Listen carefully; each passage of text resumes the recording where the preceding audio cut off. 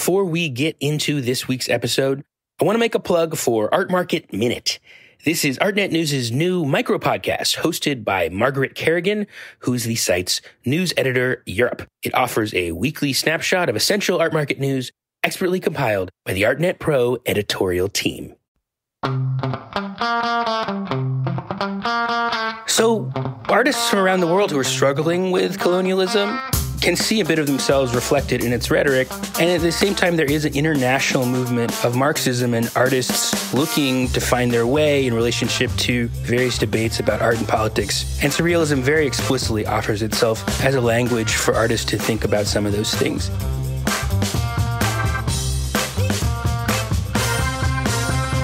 Hi, I'm Andrew Goldstein, and this is The Art Angle, a podcast from ArtNet News where the art world meets the real world, bringing each week's biggest story down to earth. So, if someone in a trench coat who was smoking a pipe and had a gigantic eyeball for a head were to approach you on the street one particularly sunny night and ask you what Surrealism was, you'd probably answer by throwing out a few names.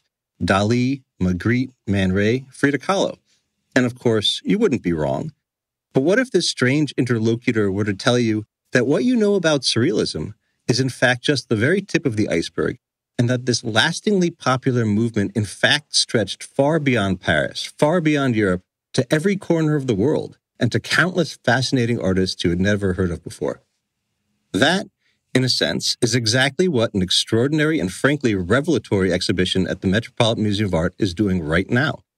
Called Surrealism Beyond Borders, the exhibition, organized by Met curator Stephanie D'Alessandro, together with Tate Modern curator Matthew Gale, and closing at the end of this month, makes it plain that the riveting story of Surrealism has hardly begun to be told, and that its lessons are almost shockingly relevant to a lot of the biggest debates of our present day. So what should you know about this show? And how does it change what we know about Surrealism? To find out, I'm very happy to have ArtNet News chief art critic Ben Davis back on The Art Angle today. Thanks for coming on the show, Ben. Yeah, really excited to be here to talk about this really interesting show. So we both spent a lot of time with Surrealism Beyond Borders over the past few days. One thing that impressed me the most about the show is how little I actually know about probably the most famous art movement of modern times, Surrealism. So what was your reaction to the show? Well, this is the kind of show that, if you're an art lover, this is like a giant present, because it really is just a bouquet of exciting new leads to explore in the mystery of figuring out art history, or what is to me a mystery, I guess. I mean, this show is packed with stories. It has within it, what some people would probably think of when they hear the word surrealism. It has some of those works in it. It has René Magritte's Time Transfixed. It has Salvator Dalí's Soft Construction with Boiled Beans. It has Dorothy Tanning's A Little Night Music. But these are installed so that you really do see them as just beats within this much larger international movement of surrealism, of call and response, different artists translating the ideas of surrealism in different ways. And I would even say that those being the most famous images of surrealism, you really do see the kind of Magritte Dalí picture of surrealism, which is this very academic, realist kind of painting turned against itself. And you really see that as almost like an eccentric case within the larger pulse of energy of surrealism. That's what really stood out to me, that when you step back from those familiar reference points, the mainstream of surrealism looks much different, and what it means to be surreal seems much different. So one of the really stated objectives of this show is to explode the traditional received story of surrealism. So just to refresh everybody's memories, what is the traditional story of surrealism that we all learn about in school? Well, this is a particular Euro-American story. So surrealism is one of the big isms, right? There's Cubism, Impressionism, Dadaism, and then surrealism. And there's a very famous chart that Alfred Barr, the first director of MoMA, made when modernism was first becoming canonized in the United States, and it tracks the relationship between all these different isms in the European-American trajectory of art. And there at the bottom left is surrealism. And the way he leaves the story is surrealism evolves and inspires non-geometric abstract art. So the story of art as told from the sort of standard, now pretty antiquated post-war history of art was that the European avant-gardes experimented with art in all these cool ways and unleashed all these different energies that became US-type abstraction in painting, and that formed this kind of neat narrative of art. And so this show, I don't think, negates that. Like, that's a real trajectory of history, the Paris to New York kind of axis. But it just, if you were to take that chart, you'd have to open it up in some kind of like 10-dimensional way, because the arrows leading from Surrealism point in all these different directions towards all these different geographies. And so, this classical Surrealism, which, Apollinaire, the poet, famously coined in 1917, and that was really built around this idea of automatic creation, psychic automatism in its pure state, that is seen as kind of living its life and dying out and becoming ab-X. What do we learn is not accurate about that? Well, I mean, that happened. I mean, I think that, you look at a lot of the American abstractionists were really inspired by Surrealism and automatism and benefited from the various refugees from Europe from the Second World War. But this show, it's as if you'd only have one piece of a wallpaper, and you pull back and you suddenly realize that that's just a detail of a much, much larger pattern with all these interesting intersections of lines and forms and figures that form all kinds of different configurations. So it's more like there are a bunch of different histories that run not even in parallel lines, but intersecting, interweaving lines. And this is part of a much larger project, a much larger thing that's going on in art history. I think in our very first talk on this podcast a few years ago, we talked about the rehang in MoMA and how they were trying to incorporate all these different geographies. I think it's one of the really exciting things about the present is that the entry of other art histories that haven't been taken as seriously, because there is all this really interesting scholarship, really interesting intellectual work that's gone into bringing to light and making accessible the really interesting and fascinating cross currents of modern art. This show ranges from the 20s all the way up to the 60s, I think. And so when you think about this first half of the century, you think of this global map that is pretty much defined by imperial powers, by colonial regimes, and it's one of oppression writ large in a major way. It's also one of the beginnings of some kinds of interchange and communication in this, modernizing kind of historical moment. And so what did we learn from this show about how Surrealism kind of played out on this globe? How was it disseminated? How did it leave the notebooks and salons of Paris to become something that played out, in every corner of the globe? Well, I don't think there's one story of that. It played out the way things tend to play out in this era, in small publications, in manifestos, and in sort of entrepreneurial groups of intellectuals in dialogue with each other. This is a point I'd like to make, that although this is a very international and pluralistic show, there are commonalities across geographies in terms of these are cosmopolitan people in general. They draw on a certain kind of demographic of person who tend to be moving across geographies or in correspondence across geographies. The thing that I find most fascinating to draw out from the show is that, the question of why Surrealism specifically was attractive as a method and an idea to such a wide range of people, with the 1930s really being the period of its biggest dissemination. And the show argues, and I think is true, partly because there is a kind of a politics to the rhetoric of Surrealism that maybe the mainstream public isn't so familiar with. Paris Surrealism grew out of Dada, which grew out of the tremendous calamity of the First World War. And it was this kind of nihilistic reaction to this. And then Surrealism, as it developed out of that and went beyond it, did become much more political and even affiliated with communism. So the 20s and the 30s are internationally characterized by the fallout from the First World War and the Russian Revolution, and artists being really interested and inspired by the example of the Russian Revolution, and then the Great Depression and the extreme forms of politics that came out of that in the lead up to World War II. And one of the things I think is interesting just to think about is like, why would surrealism be so interesting to people in this time period? Surrealism, in its rhetoric and to a certain extent its practice, provided a kind of language of radicalism that artists around the world could latch onto. Grew out of disgust with kind of European culture that pretenses to be this holy, civilizing thing, but the culture that had produced it had also produced the carnage of World War I. The surrealists were wacky in many ways, but they also, as time went on, became more and more anti-imperial in their rhetoric. You know, in 1924, the same year as the first Surrealist Manifesto, France engages in a colonial war in Morocco, and the Surrealists were unique amongst French intellectuals at the time in being pretty outspoken against that. You know, there's one statement from them where they say, "We fervently hope that wars and colonial insurrections will annihilate this Western civilization."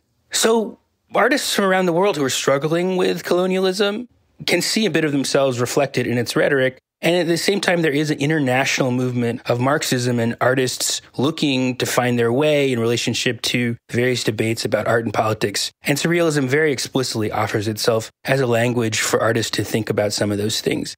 And it's internationalist. I mean, it's explicitly an internationalist thing. There's an office, there's a surrealist bureau that's set up in Paris. News from surrealist cells around the world is getting set up, and then they're in communication really widely around the world, very consciously thinking about themselves as a movement.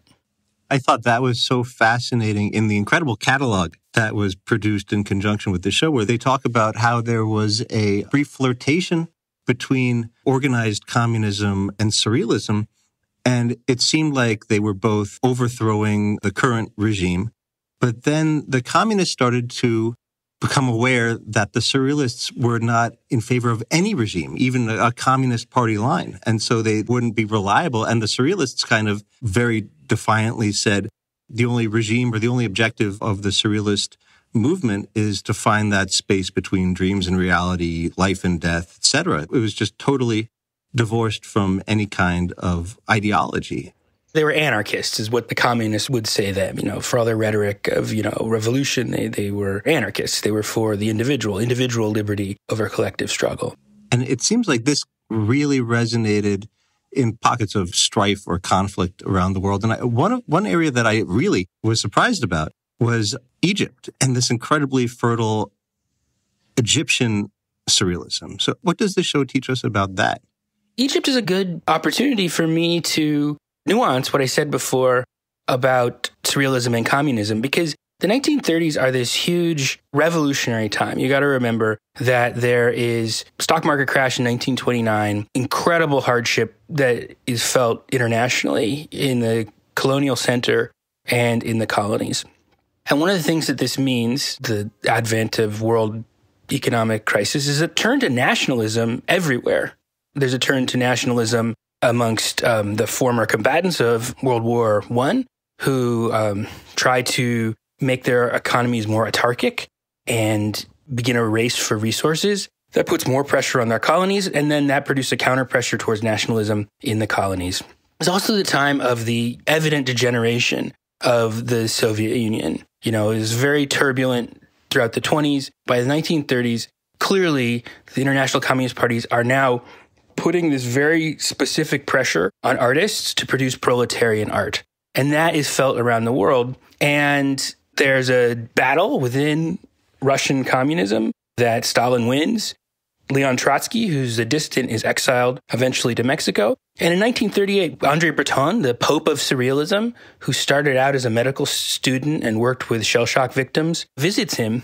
And they produce what's really kind of the third Surrealist Manifesto, which is called Towards a Free Revolutionary Art, that's co-signed by Diego Rivera, which is basically against the backdrop of nationalism, militarism, and war, and the degeneration of aesthetics both in the capitalist countries and in the Soviet Union. They basically make an argument that the real revolutionary art is free. You can't dictate what it should be. So it tries to make an alliance between the idea of artistic freedom and radical politics that avoids the traps of proletarian realism or social realism, which are the mainstream left styles throughout the world.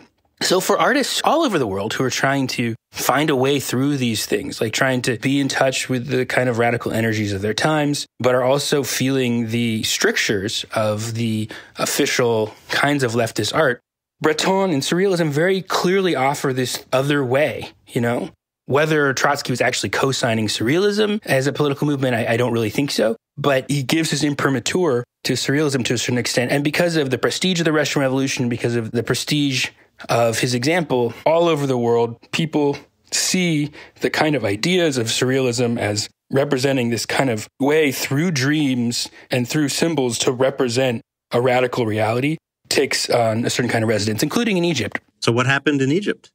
Well, there's this group called Art and Liberty, which is Surrealist affiliated. It's actually not particularly well known by me, but it's gotten a lot of new art and historical attention. I believe in the late 30s, Marinetti, the poet of futurism, visits Egypt to give a speech. He's received as a cultural dignitary. But Marinetti is well known by now, both for having written the Futurist Manifesto, which was one of the first big ism manifestos that proposed art as a sort of form of transformative political process. But he's also, by this time, pretty associated with Mussolini and fascism. And Italy is in the process of kind of exerting itself as a colonial power in Africa.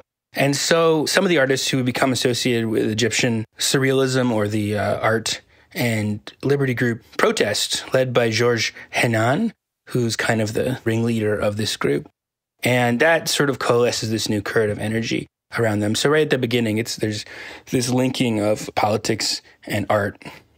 And then they issue a manifesto called Long Live Degenerate Art. And that's a very clear reference to the Degenerate Art Show in Germany, which shows how people are really involved in watching international developments, where the Nazis had claimed they were for traditional values and against decadent art, and had toured the famous modernist artists, the Dadaists, the Expressionists, and so on, around Germany, holding it up as an example of what they called cultural Bolshevism, the equivalent in art of degenerate, left-wing, communist, anti-family, anti-tradition values. And so in Egypt, people claim degenerate art as a cause and, incorporate sort of surrealist strategies into their way of approaching the problems faced by intellectuals in the Egyptian context.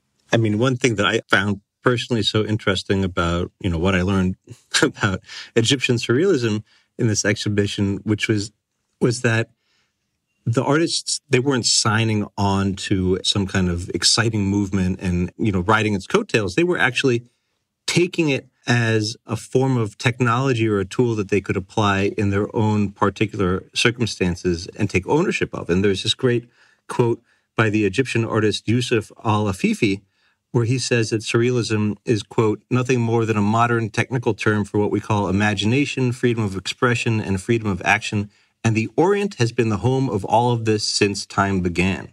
Yeah, sure. I mean, they were pretty controversial. They were a small group in a way, but they were attacked, for being kind of foreign agents, that you are there. How are we going to build the Egyptian spirit when you guys are looking to Europe? It was kind of the reaction from a lot of conservatives, and also for being anti-religious, although they came from a variety of religious backgrounds. And one of the responses they said is, surrealism is another name for the imagination. The imagination knows no country. Ancient Egyptian art is surrealist. Coptic art is surrealist. So they're synthesizing things. They're not just taking from the example of Paris surrealism, a painting that I really like in the show by Laurent Marcel Salinas called Birth from 1944. And I mean, I could imagine this painting being as iconic as something like Salvator Dalí's The Persistence of Memory, The Melting Clocks. It's this bloodshot eyeball surrounded by tentacles. It's this kind of modern token. And that looks very surrealist in the classical sense, but they really were bringing in their own context. They were very concerned with social issues, they were very concerned with the position of women in Egyptian society. The tortured female body appears a lot as an image of that concern in their work.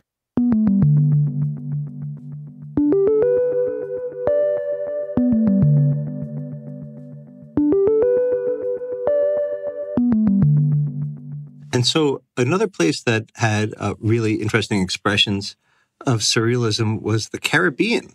How did it get received over there?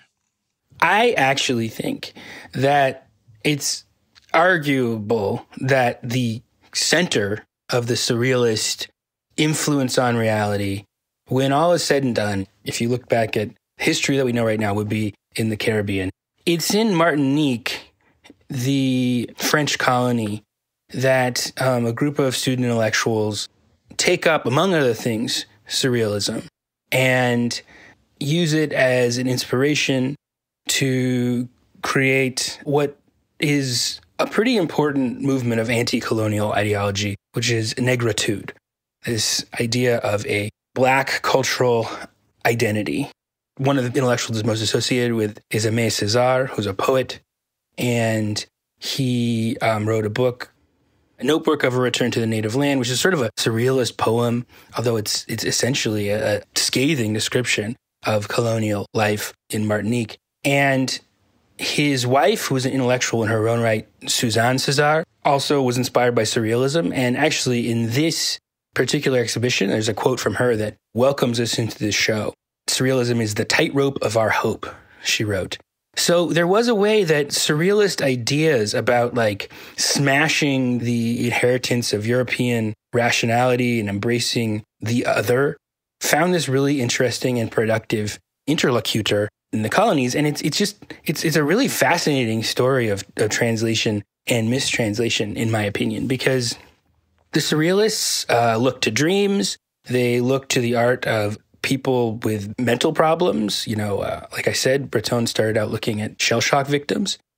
They celebrate all kinds of antisocial behavior like suicide and so on. And they also look to the art of non-Western peoples as having a kind of revolutionary charge that the kind of over-refined European art that was associated with this corrupt system didn't have. And they could often do it in really exoticizing ways, you know, that they is this kind of a noble savage kind of idea.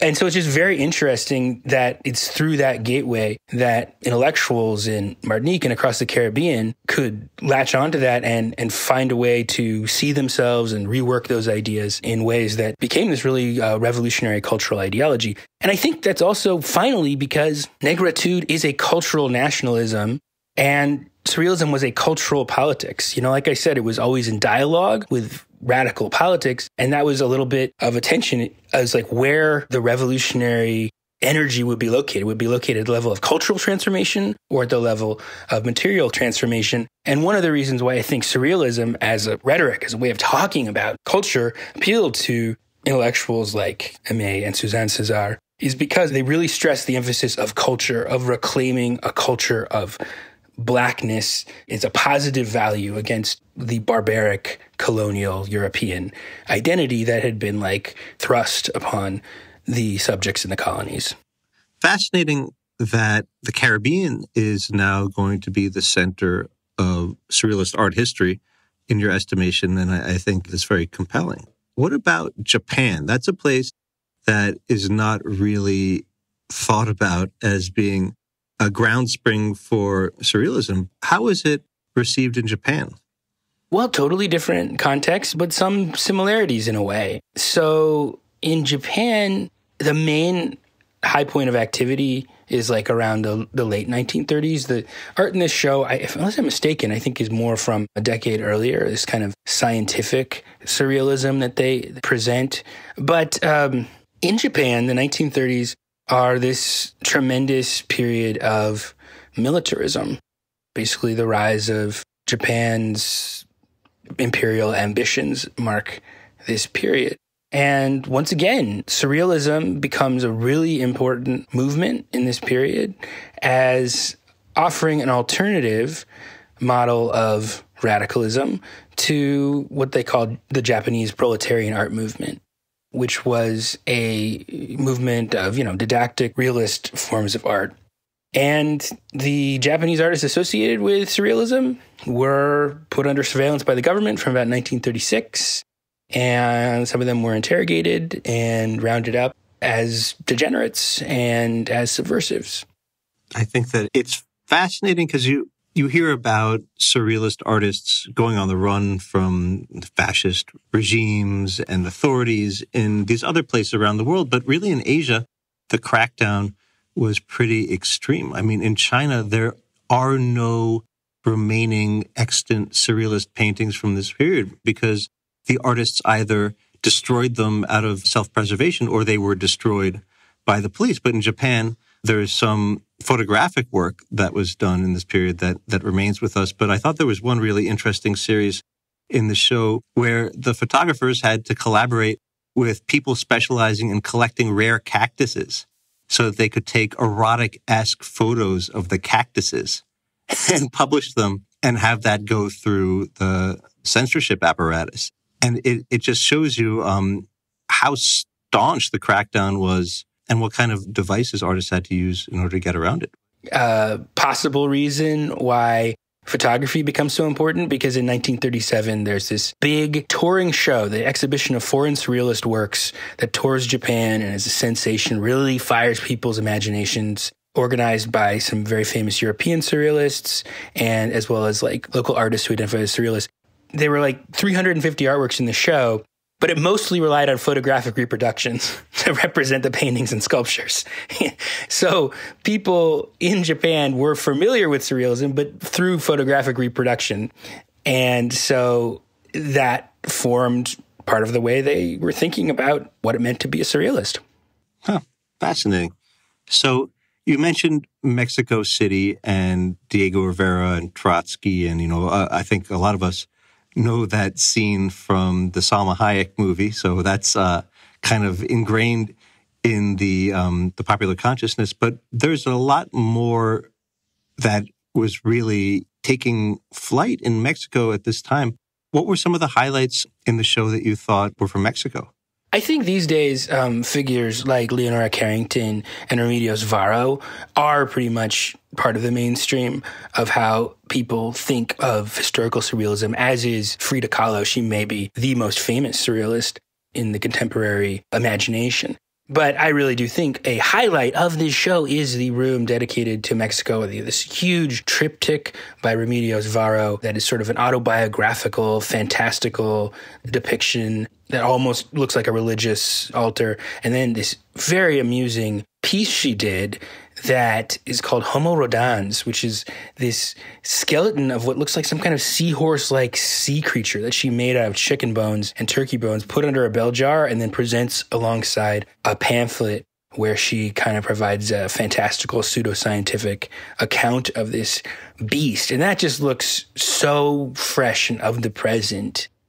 There is this kind of political crossroads that happens in Mexico. It's, it has this tradition of revolutionary art that comes out of the Mexican Revolution, and Diego Rivera, of course, Trotsky in exile is killed there in 1940. But this show really centers a lot of the female artists who worked there and who, like Carrington, like Varo, part of their surrealism was the way it allowed them to incorporate sort of mystical elements into their artwork and allowed them to kind of think about, reclaim a history of a kind of, proto-goddess feminist kind of vibe, that they allowed them to think about pasts where women had powers that had been denied them by the patriarchy. And it's fascinating to see all this play out on canvas.